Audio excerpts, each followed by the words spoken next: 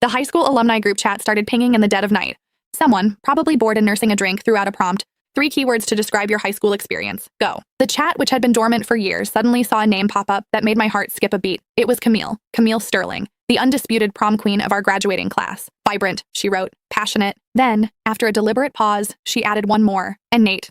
The chat exploded. Even after a decade, they were still the it couple of our high school's tragic lore, the rebellious, wealthy bad boy, and the ethereal, gentle honor student. They had loved each other with a raw, burning intensity that everyone envied, only for it to end in a messy, rain-soaked heartbreak the summer after graduation. Every person in that chat had been a witness to their epic saga, including me. I shifted my gaze to Nate, who was sleeping soundly beside me. The jagged edges of the boy I once knew had been smoothed over by time and tailoring. Nathaniel Vance was no longer the leather jacket-wearing delinquent. He was my husband. Distinguished, composed, and completely, utterly indifferent to me. That old thorn, the one I'd pushed deep into my skin years ago, began to throb with a dull, familiar ache. It seemed the onlookers were more invested in the ghost of their relationship than the actual people involved. Camille's Instagram says she's single, but Nate, does anyone actually know? He went dark after the breakup, dropped out of the loop completely. Now the only place I see him is on Bloomberg. Please, the man is a machine. No scandals, no tabloid shots, just work. There's no way he has a girlfriend. Makes sense. When you lose the love of your life that young, everyone else is just noise. Why did they actually break up anyway? Classic ego. She wanted to head to the Sorbonne. He was being a prick about it.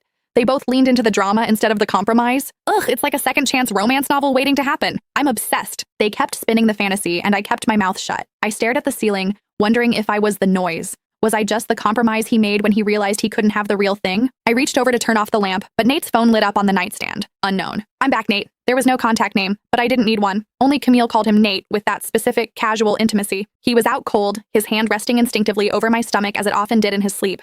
His wedding ring, cold against my skin through my silk nightgown, felt heavier than usual tonight. A wave of nausea hit me. My thumb hovered over his screen, wanting to delete the message before he could see it. I knew his passcode, 579579. It was a pattern on the keypad, a sequence I'd long convinced myself was a code for their names or some anniversary. I stared at the lock screen for 2 full minutes, my heart hammering against my ribs, before I finally set it down. Going through his phone felt beneath me. Besides, Nate didn't indulge me the way he'd indulged her. I remembered a day in 10th grade when Camille had been fuming because a freshman girl wouldn't stop texting him. Nate had just laughed, sliding his phone across the desk to her. "You jealous, babe?" He'd whispered, his eyes dancing. "I already blocked her, but go ahead, check the logs, delete anyone you don't like. I'm all yours." Thinking about it now kept the sleep away. I stayed awake until 7, when the light finally started to bleed through the curtains. Nate's internal clock was usually surgical. He was a man of routines: gym, shower, black coffee, office. But today he stayed in bed. He stared at his phone for a long time, his thumbs moving slowly as he typed. He didn't get up until 8. "Nate?" I called out as he stood by the dresser. "Yeah?" "The high school centennial is this weekend. Are you going?" We weren't the kind of couple that shared everything. We shared a bed, a mortgage, and a quiet life.